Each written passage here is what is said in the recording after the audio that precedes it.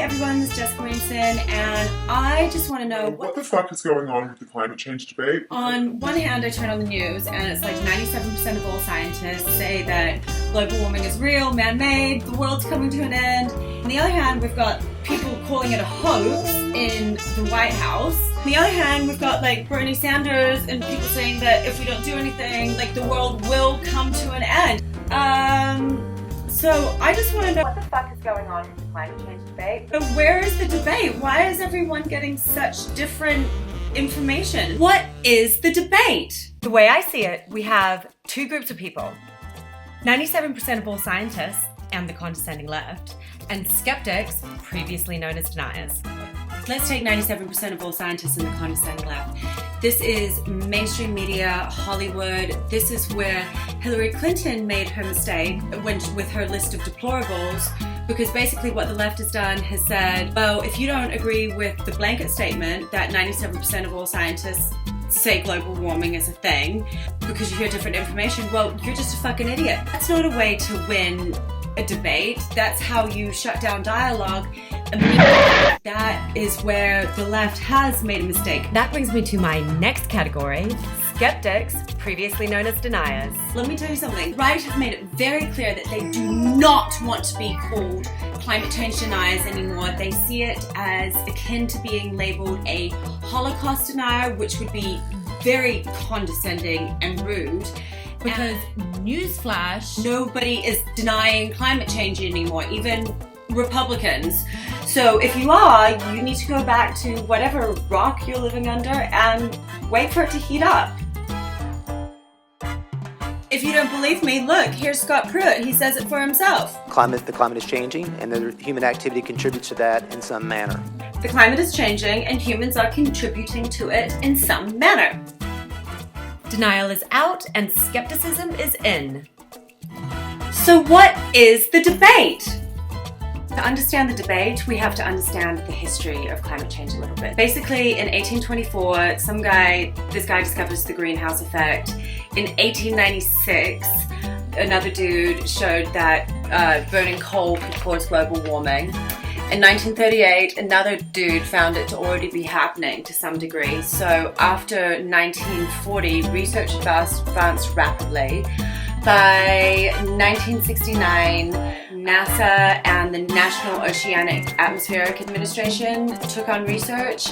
This led to NATO being the first to tackle climate change on an international level. The NATO proposals gained international momentum, and that led to the first UN conference in Stockholm on the human environment. So those of you who say that climate change is a UN hoax, actually it was NATO, obsolete NATO, who got involved first. So by the 1970s, we were like, fuck, we were really starting to get a grasp on how humans are affecting the planet.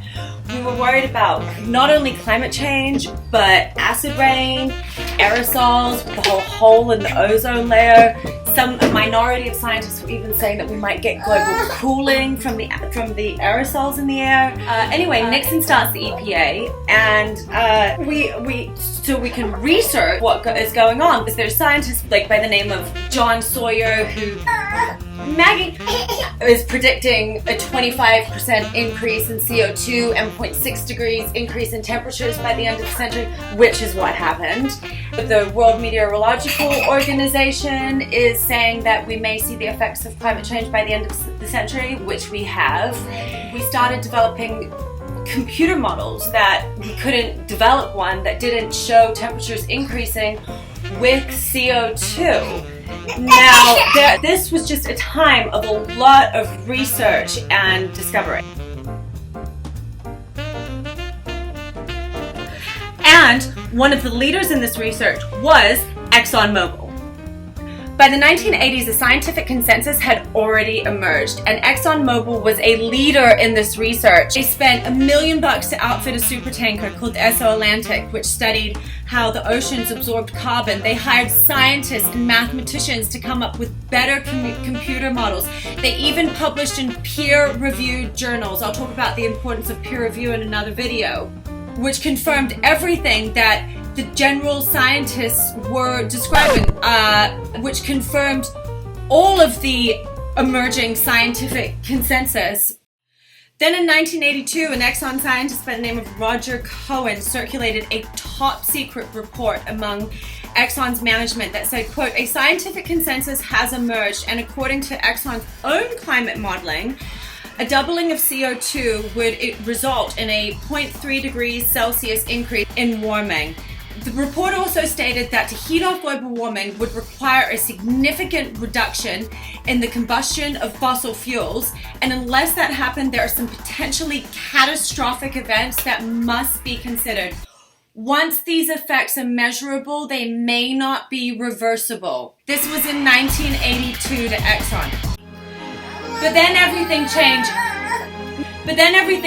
And Exxon embarked on a 30-year campaign of funding climate deniers, junk science, including the Global Climate Coalition, Marshall Institute, and hiring PR agents, the same PR companies, APCO PR, that big tobacco used to discredit the science between lung cancer and smoking.